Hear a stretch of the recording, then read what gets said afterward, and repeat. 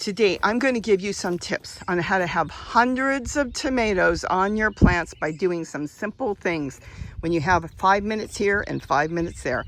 Let's get right into how you can have a lot of tomatoes on your tomato plant. I got a picture down there. My 2 system. It's so hard to get down there. You know what? I got enough room. Hold on. To put a pot there. I'm going to put a pot. Yep. Let's go get a pot. Okay, got my pot. I groomed the plant a little bit. I see some more I got to groom. And let's see if I can get that in. I don't want to hurt my plant. Maybe, there, perfect. I am going to produce 100 more tomatoes just because of that pot. And you want to see why? Watch the video. Hi, it's Robbie from Southern California. Some of you asked, you wanted to see how I groom my tomato plants. I'll go ahead and show you. And let me show you something here. Not all tomato plants are equal. Now this one is the yellow one. It's the yellow pear. Let's step in here for a minute. Look at this. I didn't plant it. It came up on its own. See how some plants, now there's 2 different plants in here. The leaves that have turned brown come right off. Well, some of them don't. And you pull on them and they don't come off. With those, you definitely want to cut them. If you pull them and they're not coming off, you could rip your plant. Just get a cheap scissors from the dollar store and just cut those off. And then you can pile them in there if you want. You can compost them. See what I do? I have just a flower pot in there. And what I do is I'll cut some off here. They just don't want to come loose. And that's what you don't want to do, is pull it. And then just gather them up and just stuff them in the pot. And then you can water the pot, and the pot will keep moisture underneath. I don't know what's going on with the pot now. Oh, there was something in there. Oh, sometimes the tomato plants or any plant you've got will send its roots into the pot, because when you're putting leaves and matter in there, you're creating a wonderful plant food, fertilizer, and the plant knows it. So it will go through the bottom of the pot, which is perfectly fine. It's okay, I picked it up and ripped the roots off. It's just going to redo it. But it's adding moisture. The plant knows there's a lot of water there and nutrients, and it will go into the pot. So make sure your pot has holes on the bottom, because that's a good thing. And that's all you have to do is trim them. I'll show you how I trim these. What I'm doing is I'm just grooming it. But I'll tell you something. I can't tell you what type of tomato this one is. This one I know is the yellow pear, and it came up on its own, but it's growing true, which is really good. See, here's another one. They must have been in the soil that I brought over here to get my totes ready. But this has, no joke, it must have had over 100 tomatoes already. We keep picking, like every day I come out here. In fact, I'm thinking of grabbing a whole bunch, slicing them up, covering them with some cheese and stuff, and baking them, in the oven, because there's so many of them. Or the other thing is I wash them, dry them, and freeze them if I don't get to them all. But I am going to make a nice salad for lunch today. But I put the sticks here. We talk about this. This is just aloe vera sticks. It doesn't matter what kind of sticks you use. By putting the sticks in there, the birds will come, like orioles or anything that likes insects, even mockingbirds. They'll land on the sticks and they'll look around. The plant itself is sticky. And that stickiness on here in the trichomes, that the birds cannot wash off. And they know it. They land on it a couple times and they're struggling to get it off. But when you put sticks here, they'll come and they'll land on the stick.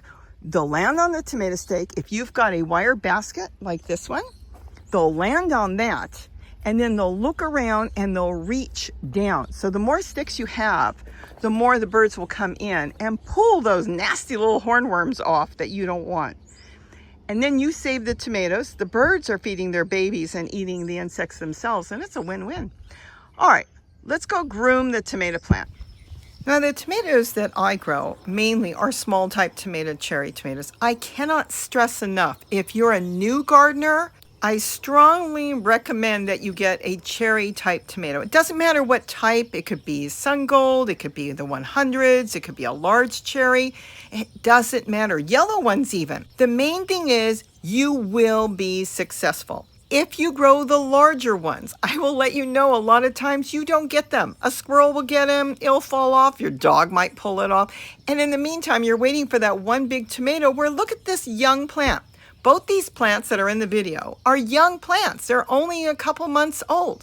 you will be successful right away. Now, if you insist on large tomatoes, go ahead and get a large one, but please get some small ones. And then what you should do, like I do, try to go out there once or twice a week and trim off anything brown. And if it's a self-grooming plant, it'll just come off in your hands. But if not, use a scissors, don't pull. And if it's yellow, take those off too. Yellow leaves, the plant is trying to take care of them, but it's not doing anything beneficial for the plant at that point. This way it will continue to grow. And if you want to top the plant, put it on a string, everybody's got their own way, that is totally up to you. I have found it really simple and quick to simply put some stakes in, use some irrigation tubing, and just tie up your plants.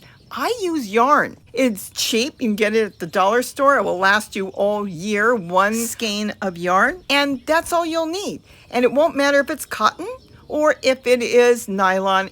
It doesn't matter at all. Just get any cheap yarn. It seems to be much better on the plant because it's soft, and it's better than using wire or string, in my opinion, and it's durable. And just walk through and take off the yellowing leaves. Have your plant put all its value into what is good, which is the fruit and what is the leaves that are feeding the fruit. If you're using plant fertilizer, that is fine. I just go ahead with the flower pots. I load them up with leaves and all kinds of matter from around the yard, kind of like composting in place, and just water that pot and leave it there. That will constantly feed the plant. Another thing, we're not removing the suckers unless we want to make new plants, and I have a lot of videos on that. Cherry tomatoes need all that side growth. After all, that's what's growing all your hundreds of tomatoes. Tomato plants are relatively easy to grow. Just make sure they have good drainage, but keep them well watered because they need the water for the fruit, and you should be good to go. But I feel grooming the plant, taking off what the plant doesn't need, is what's really going to help keep your plant healthy throughout the growing season. So that was it. So as you saw, all I'm doing is removing all the yellowing dead leaves. If I wanted to top the plant, I could. It will just go sideways. These are cherry tomatoes. So they continue to grow through the side, and they'll always have more. So if I topped it, they have the side shoots, and they'll just grow out somewhere else. That's how you will go ahead and you can make new plants out of it, which I do all the time. So that's all you need to do. So just go through it. It helps the plant because it's not going to feed or try to pull water up for leaves that are really not doing anything for it. So your plant will go longer and you'll get many more tomatoes on it, and you'll have, well, you'll have a happy plant. And why not? So with that, have a wonderful day. And don't forget to eat what you grow. Bye-bye. Cool. I didn't even buy the plants. Came up from last year's plant. And they taste so good.